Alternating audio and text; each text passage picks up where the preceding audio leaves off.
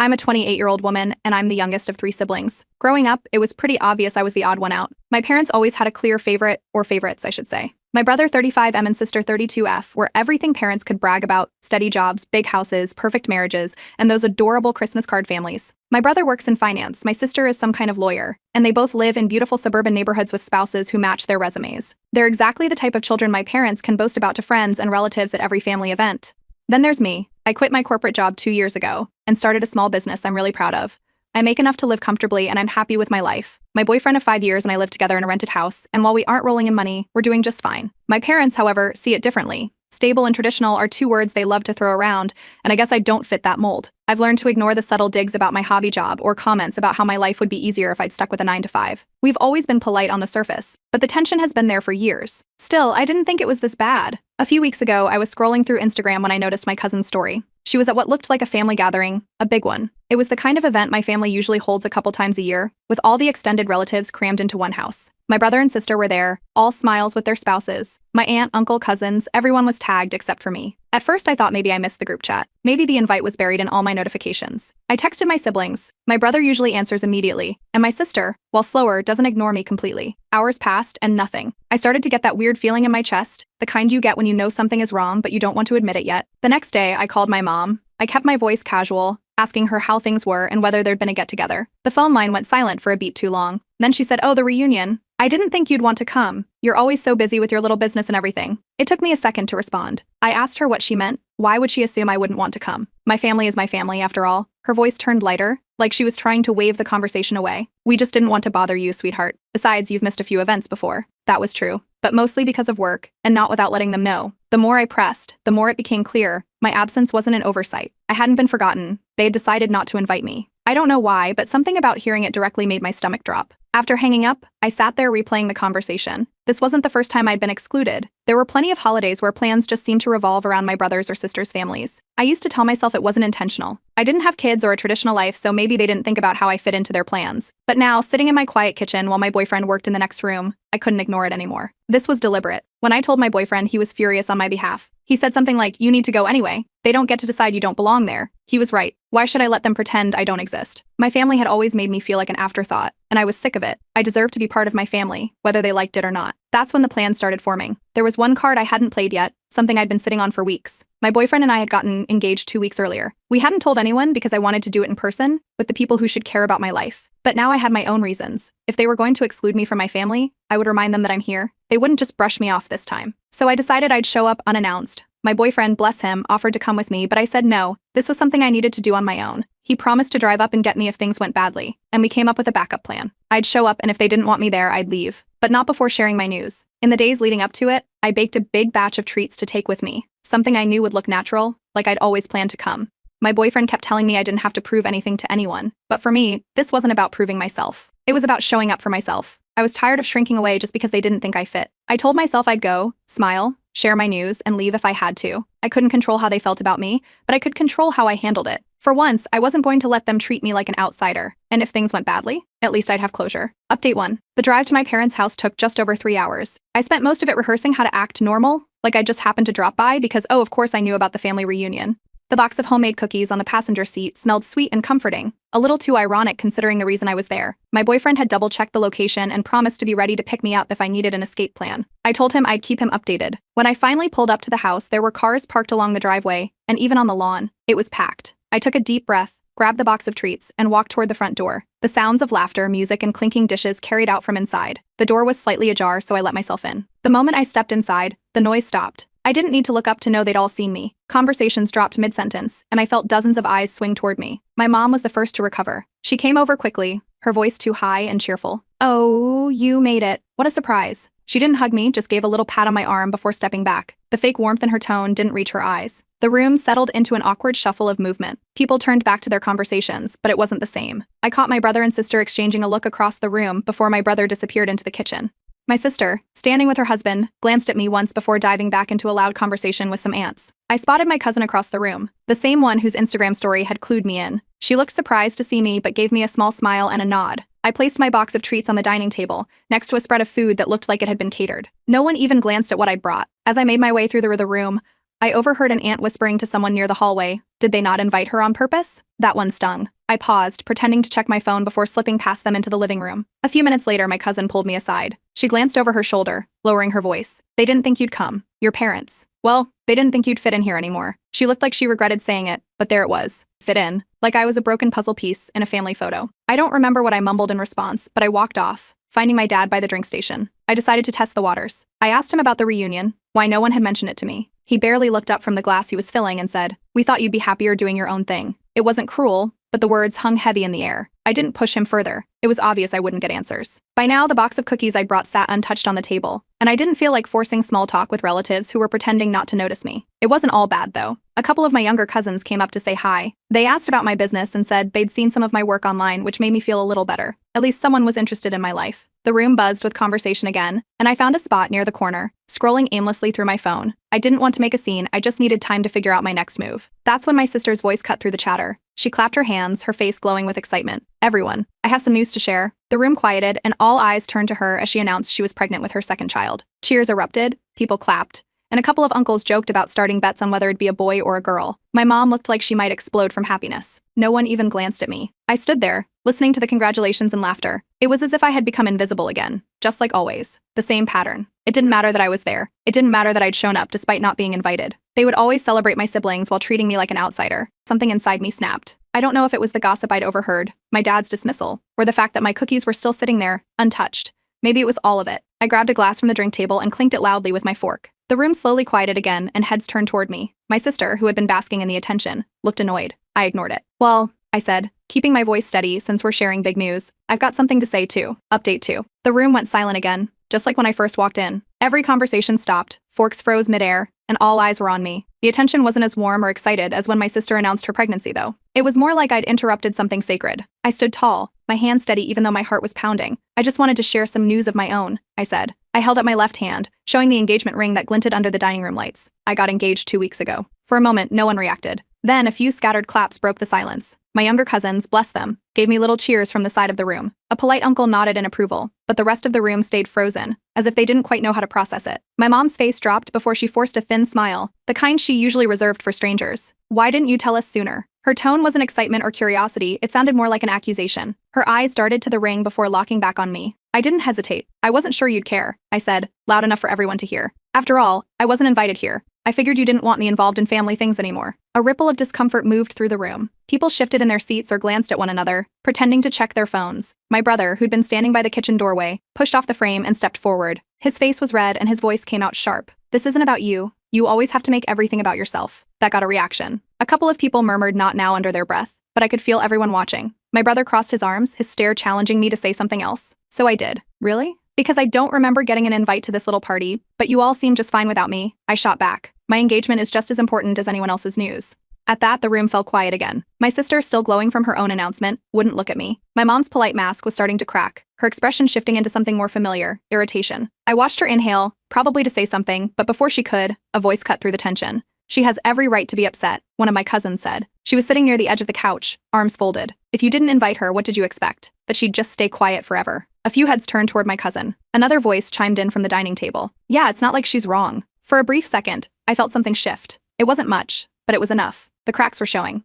My mom, probably realizing she was losing control of the situation, did what she always does when she's cornered. She changed the subject. "Well," she said, forcing cheer back into her voice, "let's not forget how exciting it is that your sister is having another baby. That's wonderful news for the family." It was so obvious. The deflection. She couldn't let me have this moment, not even for a second. The attention instantly turned back to my sister, who smiled tightly and thanked everyone again for their congratulations. My brother shot me a smug look, as if to say, "See? I'd had enough." I pulled my phone from my pocket, and without saying a word, sent a quick text to my boyfriend. "Come get me." I wasn't staying a minute longer than I had to. I grabbed my purse and headed toward the front door. A couple of my younger cousins rushed after me, asking where I was going and saying how sorry they were. One of them gave me a hug, whispering, "You don't deserve this." I squeezed her back and told her I'd be fine. As I was slipping on my coat, I heard my dad's voice mutter from the other side of the room. "Drama queen." It wasn't loud, but it was loud enough. I paused for a second, but I didn't turn around. Instead, I opened the door and stepped outside. The cool air hit me like a shock, clearing the heaviness in my chest. I didn't make it halfway down the driveway before one of my cousins ran out after me. She jogged to catch up, her shoes crunching on the gravel. "Wait," she called out. I stopped, turning to face her. She looked embarrassed, almost like she wasn't sure what to say. "I'm sorry," she blurted. "For everything." That was brave. You stood up for yourself in there? You didn't deserve to be treated like that. I nodded, swallowing the lump in my throat. Thanks, I managed to say. Her phone buzzed in her pocket, probably someone from inside asking what I was doing. She gave me one last apologetic look and hurried back toward the house. My boyfriend's car pulled up a few minutes later. I got in, tossed my purse on the seat, and buckled my seatbelt. The second I felt the car move, I broke down. The tears came out hard and fast, like I'd been holding them back for hours. My boyfriend didn't say anything. He just reached over and squeezed my hand. I let it all out while the trees blurred past outside the window. By the time we pulled onto the main road, the sobbing had turned into quiet sniffles. I still felt raw and humiliated, but underneath all that, there was something else too. Relief. For the first time, I hadn't just let it happen. I'd spoken up. I'd made them see me, even if they didn't want to. Update 3. The car ride back home was quiet at first, except for the hum of the road. I stared out the window while my fiancé drove, my head replaying every second of what had just happened at the reunion. After a while, I started talking about the way my mom had ignored me, my dad's drama queen comment, my brother's jab, and how my sister's pregnancy announcement had been the final straw. Everything poured out. My fiancé listened, nodding every now and then, his hand resting on the gear shift. When I finished, he glanced over and said, "You did the right thing. They don't get to decide you don't matter. We'll move forward without needing their approval." I didn't say anything, but it helped to hear. We were almost home when my phone buzzed. I glanced down. It was a message from the cousin who'd followed me out of the reunion. "You were right. Your parents have been talking about you behind your back for a while." I sat up straighter. The message didn't stop there. "I'm sorry, but you need to know this. Your mom told everyone you're a disappointment because you don't have a stable career. She also said your engagement doesn't compare to your sister's news." I didn't think it was fair. I read the words twice, trying to process them. I was still staring at the screen when another message came through, this time, screenshots. It was from a group chat labeled family catch-ups that I'd clearly been left out of. In one of the screenshots, my mom's name was there, clear as day. I don't know why she'd want to come anyway. She's always doing her own thing and making everything about her. Quitting a real job to play business owner. So selfish. At least sister is living a life we can be proud of. My chest tightened. The next screenshot was worse. Honestly, I didn't tell her about the reunion because I didn't want her coming and ruining the day with some dramatic story about her engagement. It's not like she's getting married first, so who cares? I felt my fiancé's glance over at me when the screen lit up again. "What is it?" he asked. "Proof," I said quietly. By the time we got home, I was still staring at the screenshots. I don't know if it was anger, hurt, or disbelief that pushed me, but I opened my family group chat, the one I'd been removed from years ago and only occasionally got added back into for important updates, and added myself back in.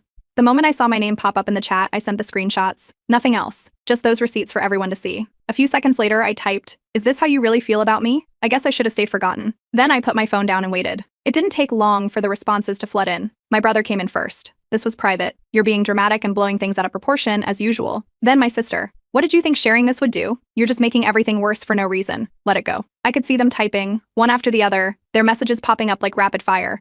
I let them rant for a minute before my mom's name finally appeared. Her message was longer than the others. Those comments were taken out of context. "You're reading too much into things, and I don't appreciate you causing all this unnecessary drama. You've always been too sensitive." I picked up the phone again and typed a reply. "Taken out of context? I'm hurt because no parent should talk about their child this way. I didn't even get invited to my own family's reunion, and this is what you think of me." For the first time, my dad's name appeared in the chat, but he didn't type anything, just a scene marker under my message. I didn't stick around to read the rest. I put my phone on silent and tossed it onto the couch. My fiancé sat next to me, pulling me close, but before long, my phone buzzed again. It was a private message from one of my aunts. "I didn't know any of this was happening. I'm so sorry for the way you've been treated. You deserve better." A few minutes later, another message came in. "We're proud of you for standing up for yourself. Don't let anyone tell you otherwise." It wasn't a lot, but it made me feel like I wasn't losing my mind. For so long, I'd thought maybe I was overreacting. Maybe I really was too sensitive, like my mom always said. But now I had proof, and at least a couple of people on my side. I was starting to think the worst of it was over when my phone rang. My sister's name popped up on the screen. I almost didn't answer, but I did. She didn't waste any time. "You're ruining the family dynamic," she said. "Why couldn't you just let it go?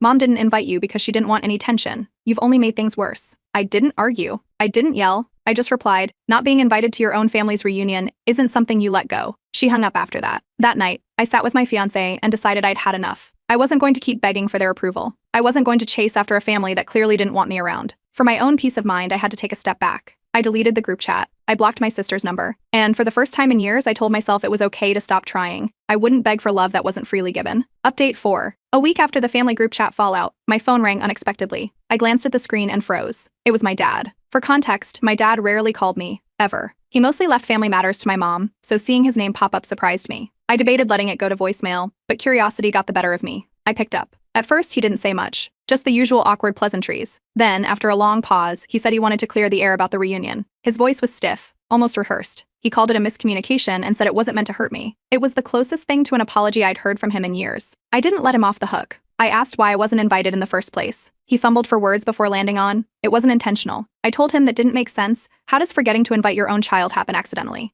He didn't answer, so I pressed again, reminding him that my mom's own words in the group chat proved otherwise. The silence dragged on for a second too long. Then he cracked. She thought it'd be better that way, he admitted quietly. Your mom didn't want any tension. That's when I heard it, a faint rustling in the background, followed by my mom's voice. She must have been listening in on speakerphone because suddenly she jumped into the conversation. I'm here too, she said sharply, as if I'd somehow summoned her, and then the waterworks started. Her voice wavered as she accused me of attacking her and humiliating the family by sharing the screenshots. According to her, I was the one causing problems, not her. She said I'd made everything public just to embarrass her and stir up drama. I didn't argue or yell. I kept my voice steady and told her I wasn't attacking anyone. I just wanted the truth. My fiancé, who'd been sitting nearby, heard what was happening and came over. He put a hand on my shoulder and whispered, "Don't let them twist this." It was enough to ground me. When my mom realized I wasn't backing down, her tone changed. She sniffed loudly and then said something that nearly made me laugh out loud. You only announced your engagement at the reunion to steal your sister's spotlight. I didn't hesitate. I told her, calmly, that I had every right to share happy news about my life, just like my sister had. I wasn't competing with anyone.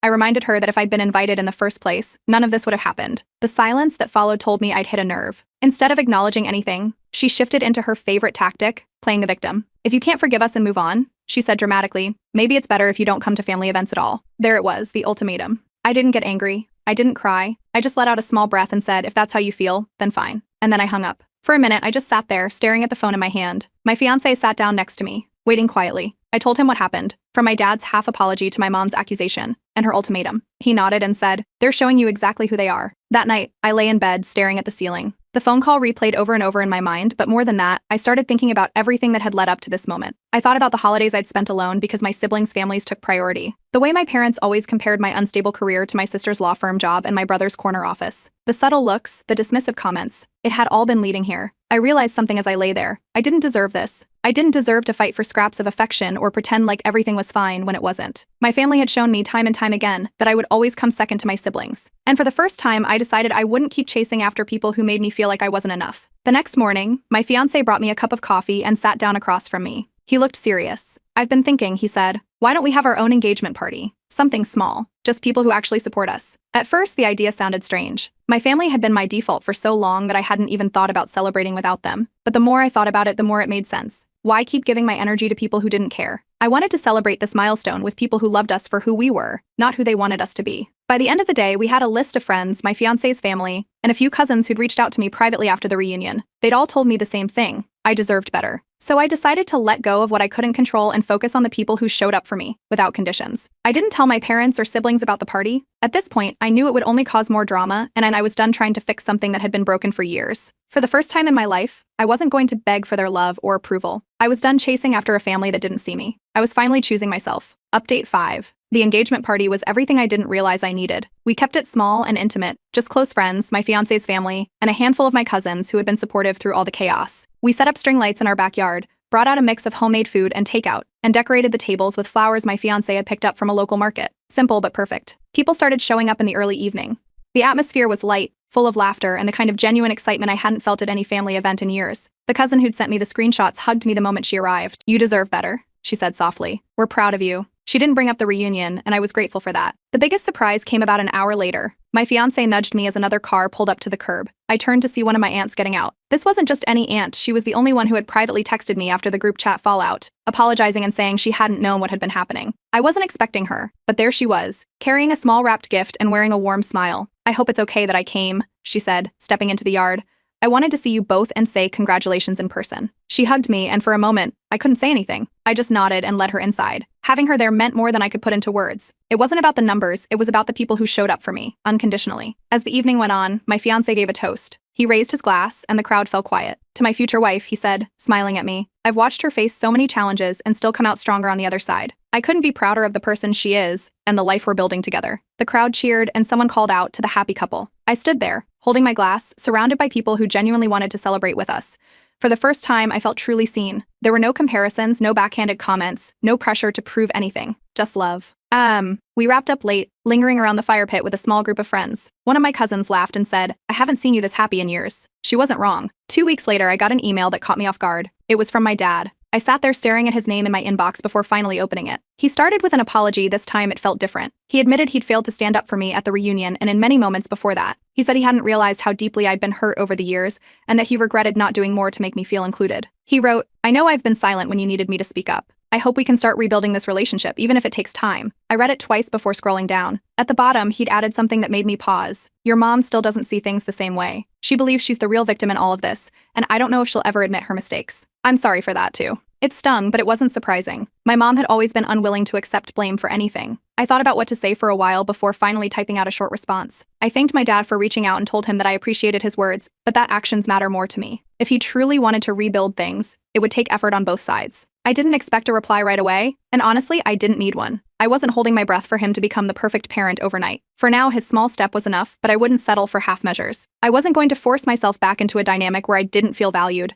Of course, my sister couldn't resist stirring the pot. A few days later, I noticed a passive-aggressive Facebook post from her. It was vague but obvious enough. Funny how some people love airing dirty laundry for attention. Family is family, good or bad. I didn't respond. I didn't even let it sit in my mind long enough to get angry. I just blocked her and moved on. The weight of her opinion, her jabs, her judgment, it didn't hold any power over me anymore. In the weeks that followed, life felt quieter but fuller. I focused on my business, on planning our wedding, and on spending time with people who actually cared about me. I let go of the need to chase my family's approval, and in doing so, I finally found peace. Looking back, I realized I'd spent so much of my life trying to fit into a mold I was never meant to fit. My family had always made me feel like I was less than, because I was different, but that didn't make me wrong. Their inability to see my worth wasn't a reflection of me, it was a reflection of them. I know some people might say, family is everything, and maybe for them, that's true. But family should be about love, respect, and support, not judgment and exclusion. I'm finally building a life with people who show up for me without conditions, and I've never felt happier. So here I am, moving forward without guilt or regret. I don't know what the future holds with my parents or siblings, but I know this, I'm done settling for less than I deserve. And honestly, it feels pretty damn good.